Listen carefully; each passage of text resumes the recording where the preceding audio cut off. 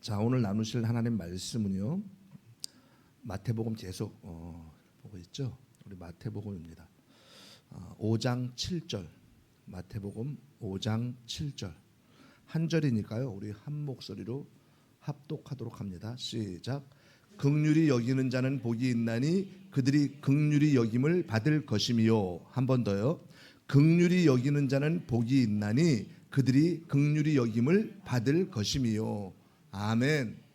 할렐루야. 예수님은 우리의 왕이십니다. 예수님은 우리의 생명이시고 예수님은 우리의 전부이십니다. 여러분, 예수님을 만나고 예수님을 회복하면은요, 정말 우리의 전부가 회복됩니다. 어떤 문제가 있든지 간에 그 문제 해결됩니다. 어떤 질병이 있든 그 질병 치유됩니다. 우리 마음 가운데 어떤 상한 심령이 있든지 회복됩니다. 그리고 앞에 안 보이지만은 그러나 우리 갈 길이 예수님 만나면은 보입니다. 여러분, 우리는 내일 일을 알지 못해요. 한치 앞을 모릅니다. 지금 교회 문 밖에 나가서 예배 끝나고 나가서 어떤 일이 일어날지 우리한테는 모릅니다. 그래서 오늘 드리는 이 예배가 우리에게는요, 어쩌면 마지막 예배가 될 수 있습니다. 저도 오늘 이 설교가 마지막 설교라는 마음으로 온 힘을 다해서 예수님을 선포할 것이고, 그리고 여러분들도요, 온 마음을 다해서 예배 드림으로 예수님을 만나셔야 됩니다. 지금 이곳에 여기에 우리의 심령 가운데 예수님이 임재해 계십니다. 그러므로 말씀을 들을 때요, 말씀을 듣는 중에 말씀을 듣는 가운데 그 말씀 가운데 임재하시는 예수님, 그 말씀 자체이신 예수님, 그 예수님을 꼭 만나시기를 주님의 이름으로 축원합니다. 오늘은요, 긍휼히 여기는 자는 복이 있나니라는 제목으로 말씀을 증거합니다. 제가 아침에 기도하면서 우리 교회가 이렇게 좀 높아, 좀 낮아졌으면 좋겠다. 이 높은데 또 엘리베이터도 없으니까 참 올라오기 많이 힘드시겠다, 성도들이. 그러면서 이렇게 묵상을 하고 있는데 그런 마음이 드는 거예요. 이게 모세가 율법을 받을 때 어디에서 받았습니까? 신의 산 위로 올라갔어요. 하나님 말씀을 받기 위해서 산 위로 올라갔어. 아브라함은 어떻습니까? 그 아들 이삭을 바치라 할 때 어디서 바쳤습니까? 산 위로, 모리아 산 위로 올라갔어요. 그러면은 그 솔로몬이 성전을 지을 때 또 어디에다 지었습니까? 모리아 산 위에. 그러면 예수님께서 십자가에 지신 곳은 또 어디예요? 언덕 위에요. 모리아 산, 겟세마네 언덕, 동산 언덕. 부활하신 곳도요. 그렇구나. 이 높지만은 비록 환경은 어렵고 그러지만은 이곳에 하나님의 말씀이, 생명의 말씀이 있다면은 이곳에서 생명이 살아나야 된다. 그러면서 우리 예수님의 가족들이 많은 수는 아니더라도 참 복받은 사람들이다.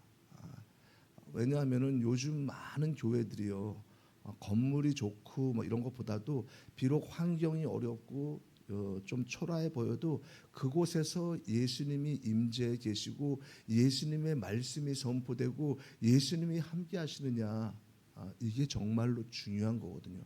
그러니까 우리 예수님의 가족 여러분들은 환경은 초라해 보여도 그 안에 예수님이 계셔서 그 예수님의 말씀으로 내 생명이 살아나고 회복된다는 것, 여러분이 정말로 복받은 성도인 줄 믿습니다. 자, 오늘 이 주님 주신 말씀은요, 우리가 계속해서 지금 올 한 해 동안은요, 율법 완성, 그러니까 산상수훈이라고 하죠.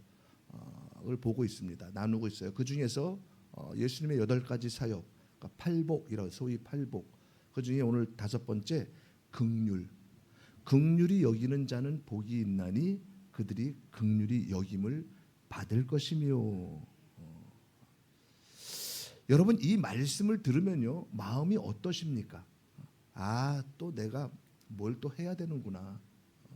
또 기준이 하나 생겼네. 또 숙제가 하나 주어졌구나. 이렇게 들리시는 분 계십니까? 그런데 그런 분 있습니다. 우리는 세상에서요, 너무 오랫동안 이런 말을 듣고 그리고 또 이렇게 가르치며 살았습니다. 이쁨 받을 짓을 해야지 사랑을 받지. 아니 직장에서 일을 할 때 잘 해야지, 그래야지 오르지. 안 그래? 진급할 수 있잖아. 그리고 성과를 내야 돼. 성과를 내야지만이 상사들이 인정해 주잖아. 안 그래? 인정받으려면 성과를 내야 돼. 남들보다 좀 낫게 살아야지만이, 그래야지만이 칭찬받아. 그게 성공이야. 잘 살 수 있는 거야. 그래서 사람들은요, 열심히 일하고 열심히 신앙생활을 했습니다. 자기 스스로 성경도 열심히, 기도도 열심히, 전도도 열심히. 성경도 모르고 예수님도 모르면서 그냥 나 스스로 노력해가지고 열심히 하면은 믿음 좋은 것이고, 그리고 하나님이 기뻐 받으시고 응답해 주시겠지 하는 생각, 그렇게 생각을 했습니다. 저도 사실 그랬어요. 저도 저의 모습이 그런 모습이었습니다. 성경도 잘 모르고 예수님도 잘 모르면서 그저 교회 열심히 다니고, 그리고 성경 많이 보고 그러면 하나님이 다 은혜 주실 줄 알았습니다. 그게 최고인 줄 알았어요. 마치 바리새인들처럼. 그들은 성경 달달달 외워요. 기도 몇 시간씩 합니다. 하루에도. 선한 일 계명 지키듯이 하려고 애 많이 씁니다. 근데 메시아가 왔는데 메시아를 알아보지 못하고 죽이잖아요. 우리가 그런 모습이었어요, 사실은. 그래서 성경도요, 그 프레임으로 읽습니다. 그 프레임으로. 내가 남을 긍휼히 여기면 하나님도 나를 긍휼히 여겨 주시겠지. 사랑하는 여러분, 그렇게 성경을 읽으면요, 성경이 거래장이 됩니다. 거래장이. 내가 하면 하나님도 하시고, 내가 안 하면 하나님도 안 하시고. 그러면 결국 하나님은요, 내 행동의 결과로 움직이는 분이 됩니다. 그건 복음이 아닙니다. 그건 종교의 문법입니다. 세상의 종교는요, 다 비슷합니다. 다 비슷해. 네가 뭔가 해야 신이 너를 돕는다. 네가 덕을 쌓아야 신이 너에게 복을 준다. 네가 공로를 많이 쌓아야 신이 너를 불쌍히 여기시고 도와주는 거야. 그런데 복음은 완전히 반대입니다. 복음은 이렇게 말합니다. 긍휼은 인간의 행위의 결과가 아니라 하나님의 선택이다. 긍휼은 내가 만들어내는 그 선함이 아니라 하나님이 나 같은 죄인에게 먼저 흘려보내시는 생명이다. 그래서 오늘 설교는 이 한 문장으로 갑니다. 긍휼은 내가 하는 일이 아니라 예수님이 하신 일이다. 그리고 그 긍휼을 받은 사람이 비로소 긍휼히 여기게 된다. 어떤 아이가 집에서 놀다가 그 유리잔 컵 비싼 거예요. 그거를 또 갖고 놀다가 그냥 미끄러져가지고 딱 떨어뜨렸네. 바닥에 딱 깨지니까 유리 그 조각이 쫙 퍼지잖아요. 그때 그 아이는 순간 어떻겠습니까? 심장이 철렁 내려앉죠. 그냥 이거 혼나겠다. 큰일 났다. 이거 아빠한테 끝났다 이제. 그래서 아이는 하는 행동이 뭡니까? 어떻게 합니까? 숨습니다. 문 뒤에 숨어버립니다. 여러분, 하나님 앞에서 우리의 모습이 딱 그렇습니다. 죄가 드러나면 숨고, 그리고 실패가 드러나면 숨고, 부끄러움이 올라오면 숨고, 심지어 자기 상처가 건드려지면 숨어버립니다. 그때는요, 기도도 숨고 기도도 안 해요. 예배도 숨고 예배도 빠집니다. 회개도 숨습니다. 여러분도 그렇고 저도 그렇고 우리 모두가 다 그렇습니다. 죄를 지은 자는요, 도망가고 숨습니다. 안 들키려고, 안 잡히려고, 두렵고 불안하니까. 저도 초등학교 때 그 신문을 돌렸는데, 신문을 가정이 어려우니까 신문을 돌리다 늦게 끝나가지고 저녁에 깜깜해서 집에 가는데 길에 1,000원짜리가 이만큼 쌓여 있는 거예요. 그래서 그땐 1,000원도 귀하죠. 그래서 그 1,000원짜리를 다 주워가지고 집으로 왔어요. 집으로 와가지고 물론 형한테 다 뺏겼지만 돈은. 근데 그 집으로 와가지고 그를 돈을 형을 주고선 그래서 너무너무 불안한 거예요. 우리 그때 당시 우리 집은 방이 있고 마루가 있고 마루문 열면은 마당이 있어요. 마당이 있고 대문이 있어요. 대문 옆에 화장실이 있었어요. 그러니까 화장실을 가려면은 마루 열고 마당 지나서 가야 되는 거예요. 그래서 화장실 가고 싶어가지고 마루문을 딱 열었더니 너무 무서운 거예요. 밤에 저 문에서 큰 그림자가 있는 거예요. 내 돈 내놔, 내 돈 내놔. 얼마나 무서운지 화장실도 못 가고 어떻게 했어요? 이불 속으로 숨어버렸습니다. 너무 무서워서 초등학교 때. 하나님이요 아담을 지으셨을 때 아담과 하와는 에덴 동산에서 벌거벗고 하나님과 교제하면서 아주 행복했어요. 그런데 간교한 뱀의 유혹으로 하나님 명령을 어기고 그 먹지 말라 그러는 모든 거 다 먹어도 에덴 동산 중앙에 그 선악과 그거 하나만 먹지 말라 했는데 그 말씀에 불순종하고 선악과 열매를 먹었어요. 그리고 죄가 들어오고 타락했습니다. 그때 아담과 하와는요 하나님 앞에 나와서 하나님 제가 잘못했습니다. 제가 명령을 어겼습니다. 제가 말씀에 불순종했습니다. 용서해 주세요. 그러고 하나님 앞에 구하지 않고 하나님을 피해서 숨었습니다. 그때 죄가 들어온 거죠. 그 원죄로 인해서 지금도 인간은요 잘못하고 죄를 지으면 하나님 앞에 나와서 용서를 구하고 회개하지 않고 숨습니다. 그리고 변명하죠. 자, 이 아이도요 컵을 깨트린 이 아이도 문 뒤에 숨었어요. 문 뒤에 숨었어. 그런데 그때 아버지가 딱 들어옵니다.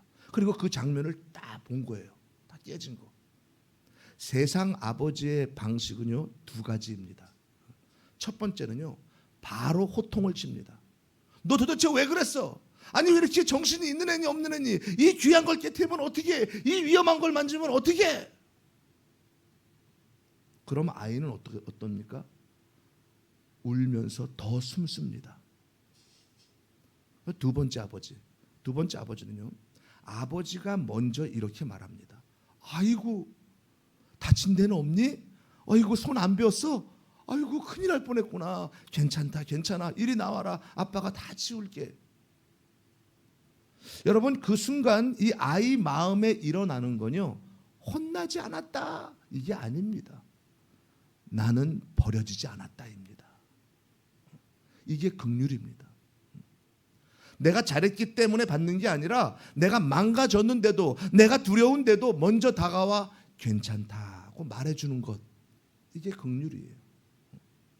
복음은 우리에게 이렇게 말합니다. 너는 숨어있는 그 자리에서 나를 만나야 산다. 우리가 어떻게 망가졌던 우리가 어떻게 실수를 했던 어떻게 죄를 지었던 우리가 해야 할 것은요 숨어있는 것이 아니라 사람을 찾아다니는 것이 아니라 내가 해결하려고 애쓰는 것이 아니라 예수님 만나야 합니다. 예수님 만날 때 해결됩니다. 오늘 본문을요 사람들이 가장 많이 이렇게 바꿉니다. 긍휼히 여기면 복 받는다. 듣기는 좋은데요 결국 거래가 됩니다. 내가 남을 도와주면 하나님이 나를 도와준다. 내가 남을 불쌍히 여기면 하나님이 나를 불쌍히 여기신다. 여러분 이렇게 되면은요 십자가가 필요가 없습니다. 예수님이 없어도 되는 거예요. 그냥 착한 사람 만들면 끝입니다. 그런데 성경은요 착한 사람 만들기 프로젝트가 아닙니다. 성경은 윤리 도덕 책이 아니에요. 성경은 죽은 자를 살리는 이야기입니다. 그리고 그 살림의 중심이 예수님의 십자가입니다. 그러면 이 말씀의 이 반전은 뭡니까? 긍휼히 여기는 자는 복이 있나니는요 조건이 아니라 예수님 나라에 들어온 사람의 표지입니다. 순서가 이겁니다. 순서가 내가 먼저 예수님의 긍휼을 받습니다. 그리고 그 긍휼이 내 안에서 나를 살립니다. 그런 다음에 내가 남을 긍휼히 여기는 거예요. 그게 그 삶이 복이 되는 거예요. 순서는 그런 거예요. 예수님이 먼저 나를 긍휼히 여기시고 긍휼히 여겨주시고 그 긍휼이 나를 살리고 내 안에 있는 긍휼을 통해 다른 사람을 긍휼히 여기는 것, 이 복된 삶이에요. 내가 이 순서가 만약에 바뀌잖아요. 그러면 복음이 깨집니다. 내가 먼저 긍휼을 베풀면 하나님이 주신다. 이건 다시 종교가 돼버리는 거예요. 복음은 반대잖아요. 하나님이 먼저 긍휼을 베푸셨기 때문에 내가 긍휼히 여기게 된다. 복을 받기 위해 긍휼히 여기는 사람과 긍휼을 받았기에 긍휼히 여기는 사람은 완전히 다릅니다.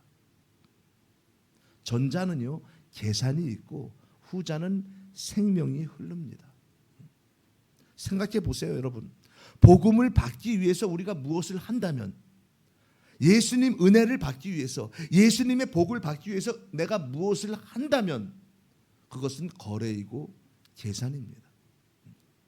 그런데 내가 한 것이 하나도 없고 나의 공로가 하나도 없는데 복음을 거저 주셨어. 그 거저 주신 복음을 나도 거저 주었어. 이게 생명이 살아나는 거예요. 생명이 흘러가는 겁니다. 여러분, 오늘 핵심은 바로 이것입니다. 긍휼을 베푸는 자는 인간이 아니라 구원자 예수님이시다. 예수님은요 죄인이 의로울 수 없음을 아셨어요. 우리가 아무리 착하게 살고 아무리 말씀 중심으로 살고 아무리 계명을 잘 지켜도 우리는 의로워질 수 없다는 것을 예수님은 아셨습니다. 그래서 너희가 먼저 하라가 아니라 내가 먼저 너희에게 하겠다 하시며 이 땅에 오셨습니다. 여러분, 우리가 어떤 존재였습니까? 어떤 존재? 우리는요 영적 고아였습니다. 고아. 진짜 아버지가 누군지도 모르고 그렇게 살았습니다. 이 땅의 부모는 그림자이니까. 그리고 우리는요 영적 과부였습니다. 과부. 진짜 신랑이 누군지도 모르고 그렇게 외롭게 살았습니다. 그렇게. 그리고 우리는 영적 나그네였습니다. 어디서 와서 어디로 가는지도 모르고 그렇게 헤매었습니다. 그런데 예수님이요 우리에게 긍휼을 베푸셔서 참된 아버지이신 하나님 아버지를 알게 하셨고, 그리고 참된 신랑이신 예수 그리스도를 알려주셨고, 참된 고향인 천국을 알려주셨습니다. 이게 긍휼입니다. 단지 불쌍하다가 아닙니다. 길을 열어주시는 사랑입니다. 돌아올 집을 만들어주시는 사랑입니다. 영원히 함께하는 사랑입니다. 우리 로마서 9장 16절 한번 볼까요? 로마서 9장 16절 다 함께 한번 읽어보죠. 시작. 원하는 자로 말미암도 아니요 다른 박질하는 자로 말미암도 아니요 오직 긍휼히 여기시는 하나님으로 말미암느니라. 아멘. 사랑하는 여러분, 구원은요 내가 원해서 되는 게 아닙니다. 열심으로 되는 게 아니에요. 다른 박질해서 되는 게 아닙니다. 오직 무엇으로 됩니까? 긍휼히 여기시는 하나님으로 됩니다. 이 유대인들은요 오해를 했어요. 오해를. 의인에게 긍휼을 베푸신다 하나님은, 그리고 계명 지키면 하나님이 도와주신다. 그러니까 그들의 그 의인의 기준은 뭡니까? 율법과 계명을 잘 지키고 할 수만 있으면 달달 외워. 그리고 기도 많이 해야 돼. 기도. 예배 잘 드려야 돼. 헌금 11조부터 시작해가지고 빠지면 큰일 나. 잘 드려야 돼.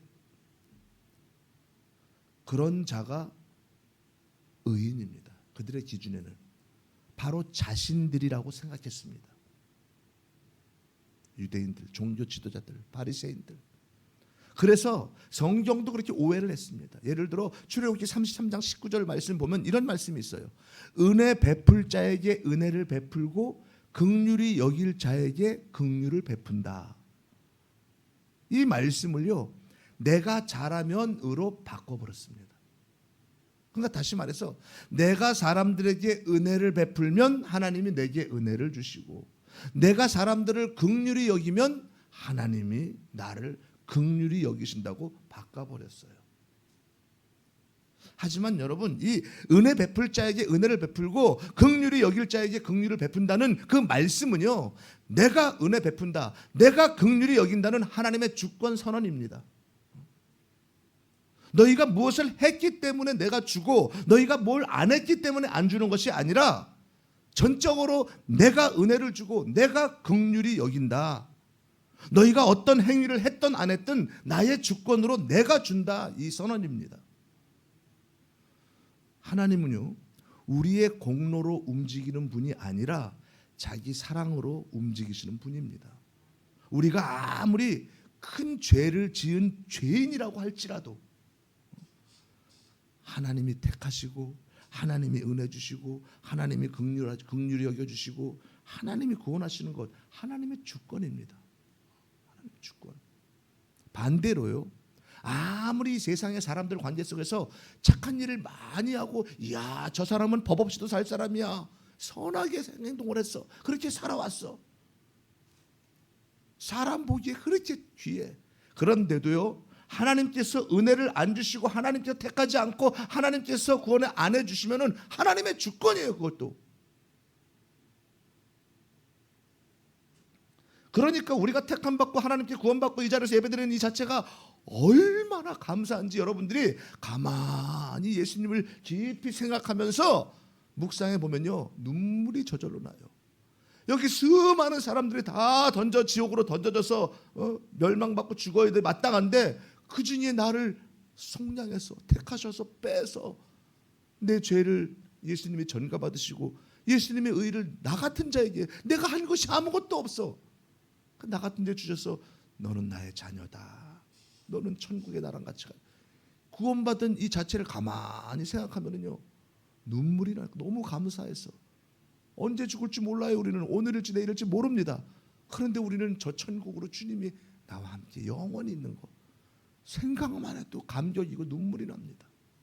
그런데 이것을 당연한 걸로 알아요. 당연한 걸로.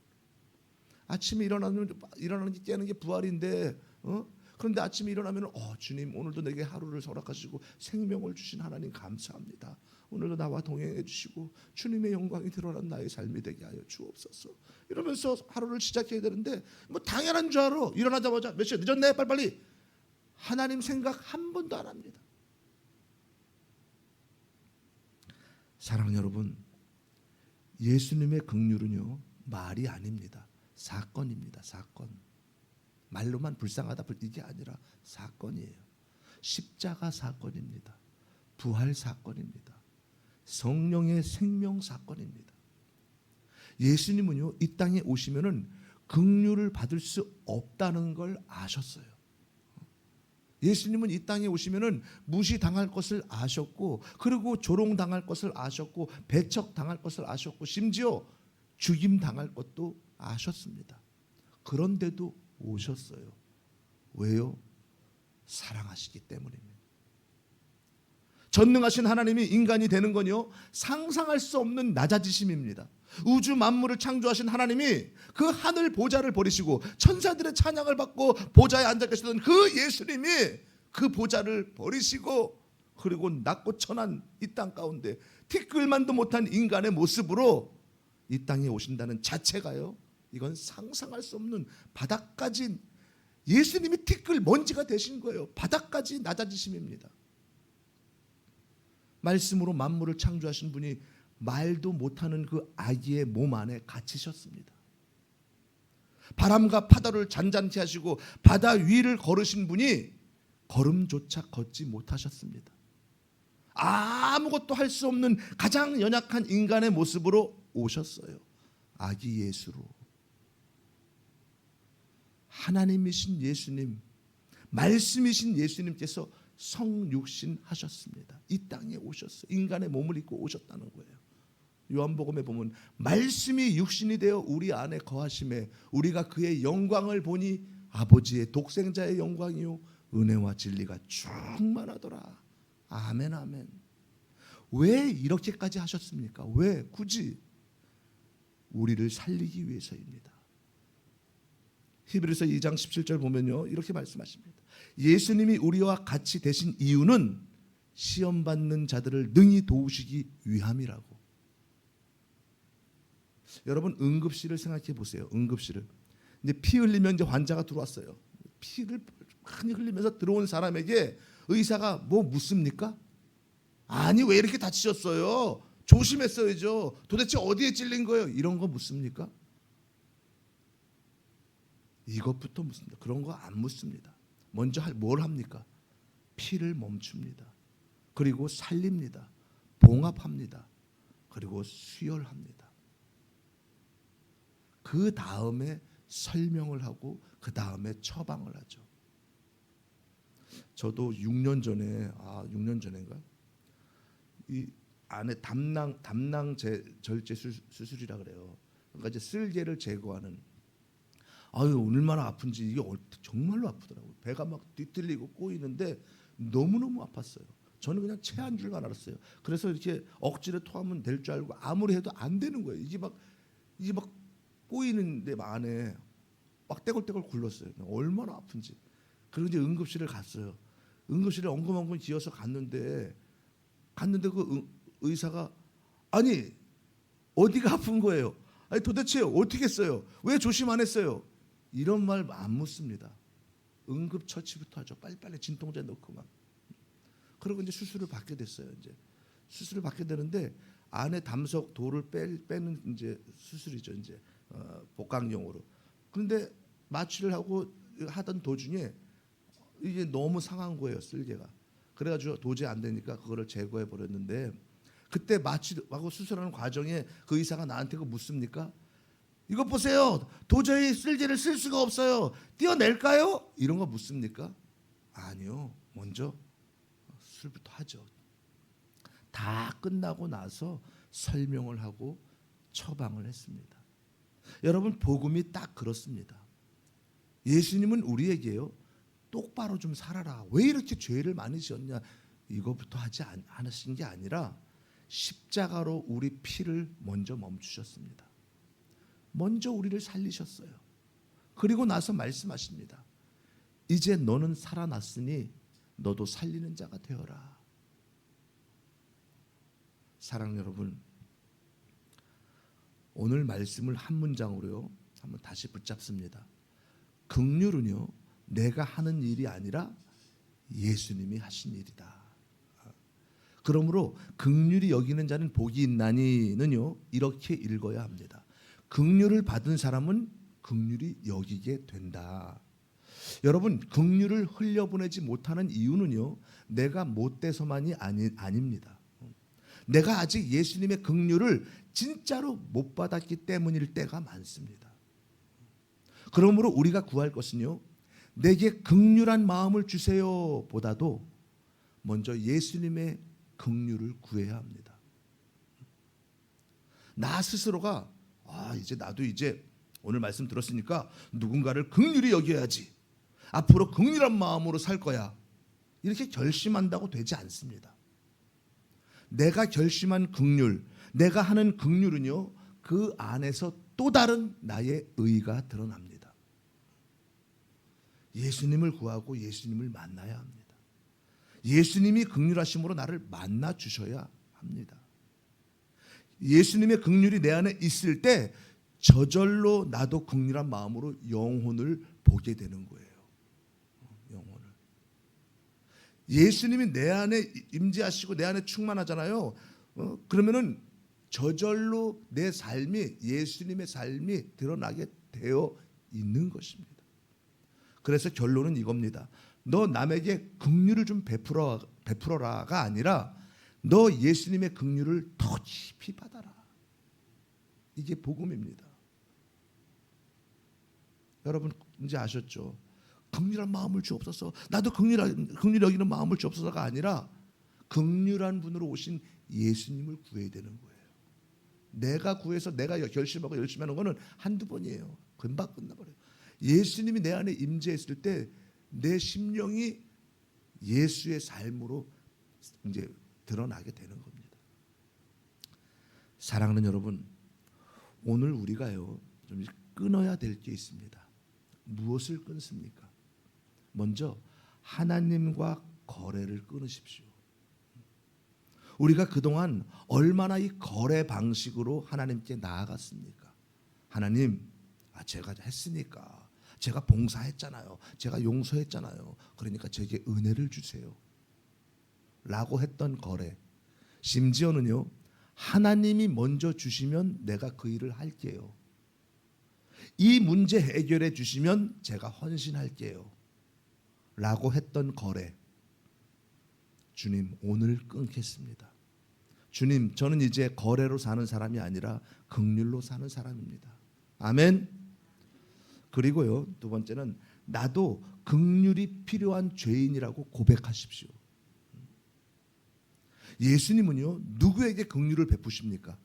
자기 죄를 인정하는 자, 그리고 자기 생각을 내려놓는 자, 예수님 앞에 엎드리는 자, 예수님을 찾고 구하는 자, 불쌍히 여겨달라고 고백하는 자, 그런 자에게 긍휼을 베푸십니다. 오늘 그러니까 고백을 그렇게 하셔야 되는 거예요. 주님, 저는 괜찮은 사람이 아니라 긍휼이 필요한 죄인입니다. 주님, 저는 말과 행동하는 모든 것이 다 더럽고 추악한 죄만 짓습니다. 저를 불쌍히 여기시고 긍휼을 베풀어 주옵소서. 다른 그 무엇보다도 예수님의 긍휼하심을 구합니다. 저를 긍휼히 여겨 주옵소서. 이렇게 고백해야 됩니다. 이게 기도예요. 이것 주세요, 저것 주세요가 기도가 아니라, 그건 무당 기도죠. 아니라 예수님을 찾는 기도. 내가 죄인이라고 주님 앞에 고백하고 나를 불쌍히 여겨달라고, 내가 필요한 건 예수님이 필요합니다, 예수님 한 분만으로 만족합니다. 이게 기도예요. 먼저 그의 나라와 의를 구하는 거고, 그런 자에게 이 모든 것을 더해 주시는 거예요. 우리의 형편과 사정을 아시는 예수님께서. 마지막으로요, 오늘 한 사람에게 흘려보내십시오. 여러분, 오늘 한 사람을 한번 떠올려 보세요. 가정에서, 아니면 교회에서, 직장에서, 내 남편, 내 자녀들, 누가 됐든지 간에, 아니면 성도가 됐든, 직장 동료이든 간에, 내가 차갑게 굴었던 사람, 내가 무시했던 사람, 내가 미워했던 사람, 주님이 내게 하신 그대로요, 오늘 내가 그 한 사람에게 하겠습니다. 큰 거 말고요, 전화 한 통, 문자 한 줄, 따뜻한 한마디, 미안해, 고마워, 괜찮아. 그것이 긍휼의 시작입니다.